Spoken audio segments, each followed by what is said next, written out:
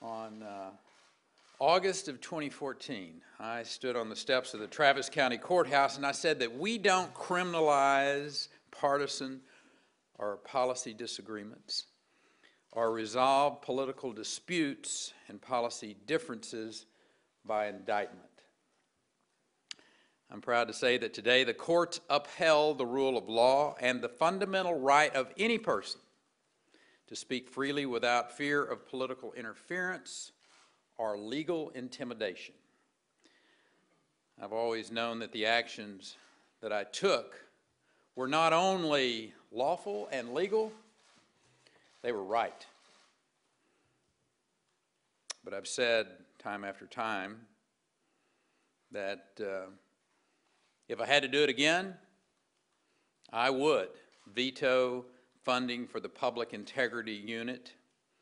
And I think any governor, Democrat or Republican, would have expected an individual who had jurisdiction over state officials to lead their office with the highest standards of ethics, of conduct, and personal integrity. The court's decision today proves that this indictment was nothing less than a baseless political attack, an assault on the constitutional powers of the office of the governor and the constitutional checks and balances that provide the foundation of our democracy. Where the prosecution sought to erode a governor's authority, I am proud to have acted in the best interest of Texas taxpayers. Where the prosecution sought to create a chilling effect, chilling restraint on the right of free speech, I am proud to have fought for the inalienable rights guaranteed by our Constitution. And where the prosecution sought to achieve a political outcome through our court system, I'm proud that the rule of law prevailed. I am indeed proud to be a Texan, as I am every day.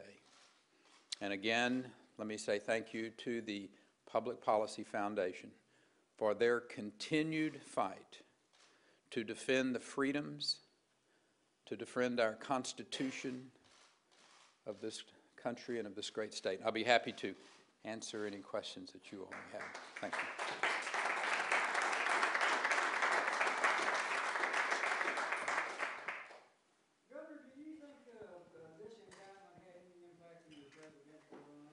Well, sure. I think anyone who has paid attention to political races, presidential races, that obviously this indictment, as it would anybody, had a negative effect on our candidacy. Any comments about that? Do you feel like your attacks on Donald Trump also affected that run? Well, listen, if we want to take the rest of the afternoon and talk about how things change in a political campaign, we can do that, but I don't think that's particularly of great utility here today. So there are a lot of things that someone will write about the 2016 presidential campaign and all of the bumps and hurdles and things yet to come, but we're not going to do that today. Last question. You had suggested when you first were indicted that the people who brought this indictment that you believe was political would somehow be held to account. Well, I certainly hope they will be. I think that the people of this state do not want rogue prosecutors. They don't want rogue organizations that use the political process, use the court system to get done what they can't get done at the ballot box. And I think that's exactly what we saw here, is that a rogue organization with a rogue prosecutor allowed to not only, I think, cause great harm, but also had the possibility of hurting the reputation of Texas and our legal system. And we've worked awfully hard for better than 2 decades to create an environment in the state where people knew that they could conduct their business and that they would be protected. And our court system did that, and I'm very proud of the work that they did. Thank you.